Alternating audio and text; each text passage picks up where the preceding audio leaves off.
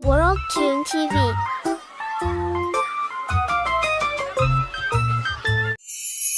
कसम से कुछ भी कहो, जो स्वाद इस फल में है ना, वो और किसी चीज में नहीं। सच कहा तुमने दीप्ति, इस फल को खाकर जो मजा आता है वो कुछ अलग ही है। और कमाल की बात तो ये है कि इस फल को कहते क्या है हमें यही नहीं पता।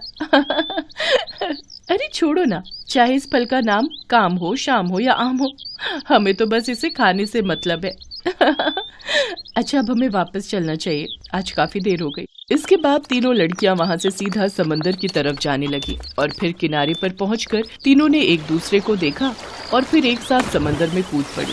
खास बात ये थी कि पानी में जाने से ठीक पहले वो तीनों जलपरियों में बदल गई। दरअसल दीप्ति, कीर्ति और ज्योति ये तीनों आपस में बहनें थीं और समंदर के राजा जलेश की बेटियां थीं, जिन्हें समंदर से बाहर धरती पर आकर आम खाना बहुत भाता था। अब हम कब जाएंगे वहाँ? 2-3 दिन बाद फिर से चले जाएंगे। तू चिंता क्यों करती है? नहीं, इतनी जल्दी समंदर से बाहर जाना ठीक नहीं। पिताजी को पता चल गया तो मुझे लगता है हफ्ते में एक बार आना ही ठीक है, जब पिताजी अपने कामों में व्यस्त होते हैं। इसका मतलब वो फल खाने के लिए अब हमें फिर से पूरा हफ्ता इंतजार करना होगा। इन तीनों बहनों में ज्योति सबसे छोटी थी और कीर्ति सबसे बड़ी। तीनों बहनें राजवंश से थीं, इसीलिए तीनों के पास अपना रूप बदलने की शक्ति थी। वो जब चाहे जलपरी बन जाती और जब चाहे इंसान बन सकती थी। तीनों बहनों को अपनी सुंदरता और शक्तियों पर बहुत घमंड था। एक बार जब वो इंसान बनकर जंगल में घूम रही थी तो भूख लगने पर उन्होंने आम खाया और वो उन्हें इतना पसंद आया कि वो हर हफ्ते आम खाने के लिए धरती पर आने लगी। ठीक इसी तरह जब पूरा हफ्ता बीत गया तो वो फिर से रूप बदल कर जंगल में आम खाने आई। लेकिन इस बार उन्होंने देखा कि आम के पेड़ के नीचे एक साधु बैठा हुआ था जो बड़े मजे से आम खा रहा था। और ये देखकर तीनों बहनों को बहुत गुस्सा आ गया। ओए बुड्ढे, ये क्या कर रहे हो तुम? मैं आम खा रहा हूँ। बहुत बढ़िया स्वाद है इस आम का। अच्छा, तो इस फल को ये इंसान आम कहते हैं। चुप हो जा, पहले मुझे इस बुड्ढे से बात करने दे दीप्ति। ए बुड्ढे, ये आम तुम नहीं खा सकते, ये हमारा पेड़ है। चलो उठो यहाँ से और हमें आम खाने दो। एक साधु से बात करने के ये कैसे संस्कार है? ओए बुड्ढे, एक तो हमारे फल खा रहा है, ऊपर से हम ही को संस्कार सिखा रहा है। इतना घमंड किस बात का है तुम्हें? आखिर हो कौन तुम तीनों? तुम बस इतना समझ लो कि हम जो भी हैं बहुत खास हैं, और तुम जैसे काले कलूटे से तो बात करने में भी हमारी शान घटती है, समझे? घमंड में चूर तीनों बहनों ने उस साधु का बहुत अपमान कर दिया था, जिस पर साधु को बहुत गुस्सा आ रहा था। उन्होंने तुरंत अपनी आंखें बंद की और फिर अपनी शक्तियों से वो तीनों बहनों के बारे में सब कुछ जान गए। अच्छा, तो तुम तीनों इंसान नहीं हो, जलपरियां हो, राजा जलेश की बेटियां हो तुम। रूप बदलने की शक्ति और अपनी सुंदरता पर बड़ा घमंड है ना तुम तीनों को। ठीक है, अब मैं तुम्हें दिखाता हूँ कि राजसी ठाट बाट के अलग साधारण शक्ल सूरत के साथ जीना कैसा होता है। मैं तुम तीनों को श्राप देता हूँ कि तुम तीनों अब से अपना रूप नहीं बदल पाओगी, इंसान बनकर ही रहना होगा तुम्हें। और इतना ही नहीं, अब से ये तुम तीनों की सुंदरता भी नष्ट हो जाएगी जिस पर तुम्हें इतना घमंड है। इतना कहते ही साधु ने अपने कमंडल से थोड़ा पानी हाथ में लेकर उन तीनों के चेहरे की तरफ फेंक दिया और फिर अगले ही पल तीनों बहनों का रंग रूप बदल गया। वो पहले से कहीं ज्यादा बदसूरत हो गई थी। जब तीनों बहनों ने एक दूसरे का चेहरा देखा तो वो चीख पड़ी। साधु तो वहाँ से चला गया, लेकिन तीनों बहनें समंदर की तरफ भागी। उन्होंने पानी में अपनी परछाई देखी तो जोर जोर से रोने लगी। तीनों ने पानी से अपना चेहरा धोने की बहुत कोशिश की, लेकिन उनका गोरा रंग वापस नहीं लौटा। फिर तीनों ने एक साथ समंदर में छलांग लगा दी, लेकिन इस बार वो जलपरी नहीं बन पाई और अगले ही पल उन्हें समंदर से बाहर आना पड़ा। अरे ये हमारी शक्तियों को क्या हो गया? लगता है उस साधु की बात सच हो गई। लगता है अब हम कभी जलपरी नहीं बन पाएंगे। ऐसा मत कहो, अगर ये सच है तो हम घर कैसे जाएंगे? यहाँ कहाँ रहेंगे हम और क्या खाएंगे? तीनों बहनें काफी देर तक रोती रही। उन्हें अपनी गलती का एहसास हो गया था, जिसके बाद वो तीनों साधु से क्षमा मांगने के लिए उन्हें ढूंढती रही, लेकिन साधु उन्हें कहीं नहीं मिला। रात होने पर उन्हें भूख लगी तो खाने की तलाश में वो एक बस्ती में पहुंच गई, जहां उन्हें कुछ इंसान एक ढाबे में खाना खाते हुए दिखे। वो तीनों उस ढाबे के पास गई। भैया, कुछ खाने को दे दो। खाना तो है मेरे पास, पर पैसे हैं क्या तुम्हारे पास? पैसे? वो क्या होते हैं? वैसा तो कुछ नहीं है हमारे पास। ये देखो, एक तो शक्ल ऐसी, ऊपर से बातें कैसी। पैसे क्या होते हैं इन्हें यही नहीं पता। तुम तीनों फौरन भागो यहाँ से, यहाँ भीख नहीं मिलती, समझी? बिना पैसों के उन्हें किसी ने खाना नहीं दिया।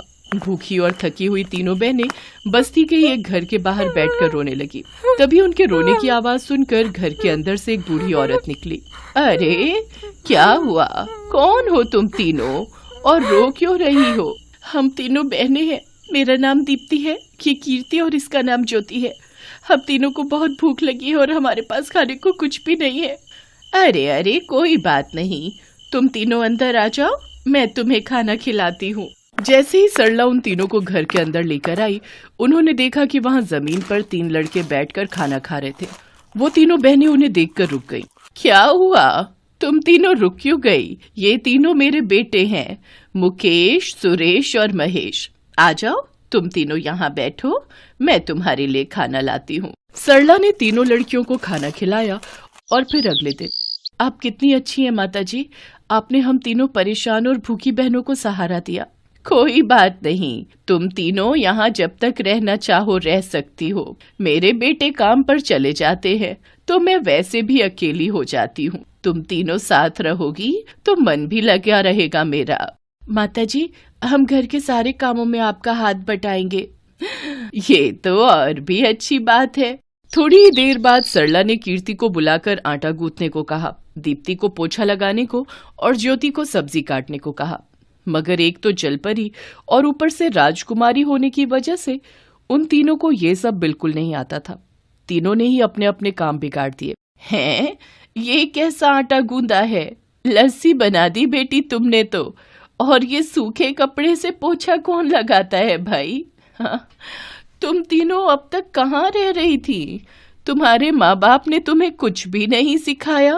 माताजी, हमें माफ कर दो, हमने आपसे झूठ बोला, मगर हम वादा करते हैं कि हम आपसे सारा काम सीखेंगे। रोते रोते कीर्ति ने सरला को सारी बात सच सच बता दी।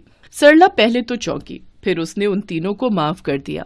वक्त बीता तो समंदर की राजकुमारियां एकदम कामकाजी लड़कियां बन गई। अब वो पूरा घर खूब अच्छे से संभालने लगी और इससे सरला को पूरा आराम मिलने लगा। सरला ने तीनों बहनों की शादी अपने तीनों बेटों से करा दी। अब सरला का परिवार पूरा हो गया था। और फिर एक दिन, अरे कोई है क्या? बाबा को भूख लगी है, खाना मिलेगा क्या? साधु की आवाज सुनकर कीर्ति भागी भागी आई। आइए ना बाबा जी, अंदर आइए, आप बैठिए। दीप्ति, जल्दी से साधु महाराज के हाथ धुलवाओ, तब तक मैं उनके लिए भोजन लगाती हूँ।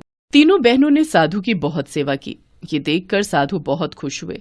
तब उन्होंने सरला से कहा, बहन जी, आपकी बहुएं तो बहुत संस्कारी हैं। सब ईश्वर की कृपा है महाराज, बस ईश्वर सब ठीक रखे। चिंता ना करो, अब तो सब ठीक होगा। बस बेटियों, तुम्हारा पश्चाताप पूरा हुआ। अब आप, इसका मतलब आप? हाँ, मैं वही साधु हूँ जिसने तुम्हें श्राप दिया था, पर अब मैं तुम्हें तुम्हारा रूप और शक्तियाँ लौटाता हूँ। अब तुम चाहो तो समंदर में लौट सकती हो। साधु के ऐसा कहते ही तीनों बहनें फिर से सुंदर हो गई। आपका बहुत बहुत धन्यवाद बाबा जी, जो आपने हमें हमारा रंग और शक्तियाँ हमें लौटा दी। पर अब हम समंदर नहीं जाएंगी। एक बेटी का असली घर तो वैसे भी उसका ससुराल होता है, तो अब यही हमारा घर है जहाँ हमारा परिवार है। अरे पर मायके जाकर ये बता तो आओ कि तुम तीनों को कितनी अच्छी सास मिली है।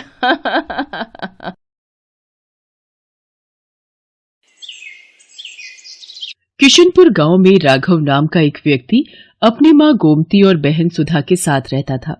गोमती और सुधा स्वभाव से बहुत ही तेज तर्रार थी। एक दिन राघव ने अपनी माँ गोमती से कहा, माँ, मैं प्रार्थना से शादी करना चाहता हूँ। पर वो तो एक अनाथ लड़की है। भले ही प्रार्थना अनाथ और गरीब है, पर वो स्वभाव की बहुत अच्छी है। उसे परिवार में मिलजुल कर रहना आता है। माँ, भैया ठीक ही तो कह रहे हैं, आपको भी तो ऐसी ही बहू चाहिए थी जो आपकी और इस घर की देखभाल करे। भैया आप चिंता मत करो, माँ इस शादी के लिए मना नहीं करेंगी। आखिर वो आपसे कितना प्यार करती हैं। ये हुई ना प्यारी बहनों वाली बात। अच्छा, मैं अभी बाजार होकर आता हूँ, फिर साथ में बैठकर कुछ अच्छा खाएंगे। तूने मुझे रोका क्यों? गरीब अनाथ लड़की को भला मैं अपने घर की बहू कैसे बना लूं? माँ, तुम समझती नहीं हो, थोड़ा तो दिमाग लगाया करो। आप बहुत समय से कह रही थी ना कि आपको इस घर में नौकरानी चाहिए, तो समझ लो कि नौकरानी आ रही है। दोनों बैठकर आराम से मजे उड़ाएंगे और भाभी काम करेगी। मेरी बेटी कितनी समझदार हो गई है। आखिर गई तो तू मुझ पर ही है ना। चल ठीक है, आने दे इस नौकरानी को घर में। अच्छे से काम ना निकाला तो मेरा भी नाम गोमती नहीं। राघव प्रार्थना से शादी कर लेता है। प्रार्थना बहुत ही सुंदर थी और स्वभाव की बहुत ही अच्छी। न जाने कितने अरमान लेकर प्रार्थना शादी करके ससुराल आई थी, पर उसे नहीं पता था कि उसकी सास और ननद उसके साथ नौकरानियों जैसा व्यवहार करेंगी। क्या हुआ माँ, खाना लाने में इतनी देर कैसे लगा रही हो? मुझे काम पर जाना है, देर हो रही है। मैंने प्रार्थना बहू को मना किया था कि तू अभी रहने दे, अभी तुझे रसोई के बारे में कुछ भी नहीं पता, पर उसने भी जिद कर ली थी। मैं देख कर आती हूँ कि वो क्या कर रही है। माँ जी, मैं बस खाना ला ही रही थी। आपने कटहल की सब्जी बोली थी ना, तो उसे साफ करने में समय लग गया। लाओ मुझे दे दो, मैं राघव को दे देती हूँ। तुम थोड़ी देर कमरे में जाकर आराम कर लो। क्या हुआ माँ, खाना तुमने बनाया है? हाँ, वो कटहल की सब्जी तुझे पसंद है ना, पर वो प्रार्थना बहू को बनानी नहीं आती, इसलिए मैंने ही बना दी। चल बैठकर खा ले।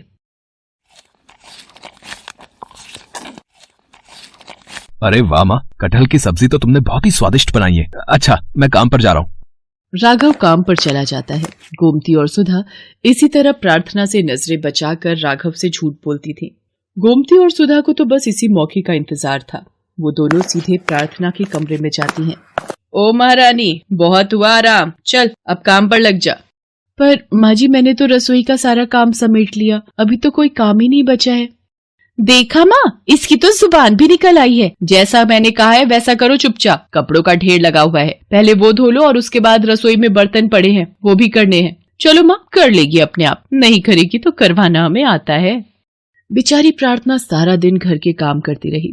गोमती और सुधा इसी तरह प्रार्थना पर अत्याचार करती रहती थी, पर बेचारी प्रार्थना किसी से भी कुछ नहीं कहती थी। वो चुपचाप सारे काम कर लेती थी। प्रार्थना, तुम्हें यहाँ किसी चीज की कोई कमी तो नहीं है ना? तुम मेरे साथ विवाह करके खुश तो हो ना? अगर मैंने इनसे माँ जी और सुधा दीदी के लिए कुछ भी कहा तो ये मेरी बातों पर विश्वास नहीं करेंगे। मेरा चुप रहना ही ठीक है। नहीं नहीं, मुझे यहाँ पर कोई परेशानी नहीं है। माँ जी और सुधा दीदी मेरा बहुत ख्याल रखती हैं। बेचारी प्रार्थना अपने पति से भी इस बारे में कुछ नहीं कह सकती थी। एक दिन प्रार्थना जब चाय छान रही थी तो उसके हाथ पर गरम गरम चाय गिर गई, जिसकी वजह से उसका हाथ जल गया। अरे, अब तुम्हारा तो पूरा हाथ जल गया है। चलो मैं तुम्हें डॉक्टर के पास ले चलता हूँ। डॉक्टर के पास जाने की जरूरत नहीं है, मैंने बर्फ लगा ली है, कुछ ही देर में ठीक हो जाएगा। अरे तू क्यों चिंता करता है, मैं और सुधा हैं यहाँ इसका ध्यान रखने के लिए। तुझे जरूरी काम से दूसरे गांव जाना है ना, फिर तुझे आने में रात हो जाएगी। माँ जी ठीक कह रही हैं, आप अपने काम से जाइए, आपका जाना जरूरी है। ठीक है, फिर मैं जाता हूँ, तुम अपना ध्यान रखना, ठीक है? राघव को गए अभी कुछ ही देर हुई थी कि अचानक सुधा आई और गोमती से बोली, माँ अब रसोई का काम कौन करेगा? इसने तो हाथ जला लिया है। मेरी सहेलियां आ रही हैं, मैं उन्हें क्या खिलाऊंगी? अरे तू चिंता क्यों करती है, यही बनाएगी खाना सबके लिए। और वैसे भी राघव रात तक वापस नहीं आने वाला, तो उसको कुछ पता ही नहीं चलेगा। और अगर इसने अपनी जुबान खोली तो फिर ये नहीं जानती मैं इसका क्या हाल करूंगी। प्रार्थना रोती जा रही थी और सारा काम कर रही थी।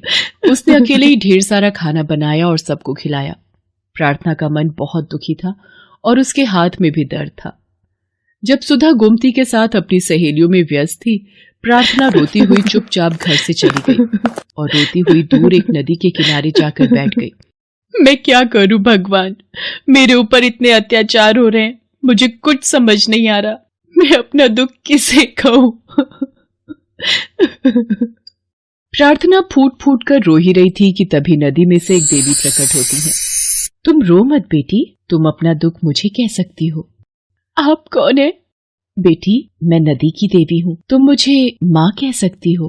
प्रार्थना नदी की देवी को अपनी सारी दुख भरी कहानी बताती है। नदी की देवी प्रार्थना से कहती है, प्रार्थना ये एक जादुई नदी है, अपना हाथ इस नदी के पानी में डुबो दो। माँ मेरा हाथ बिल्कुल ठीक हो गया, अब तुम्हें चिंता करने की कोई जरूरत नहीं है। जो भी तुम्हें रुलाएगा तुम्हारे आंसुओं की नदी में बह जाएगा। अब तुम बिना घबराए घर जाओ। प्रार्थना घर आ जाती है, पर तब तक राघव भी घर आ चुका था।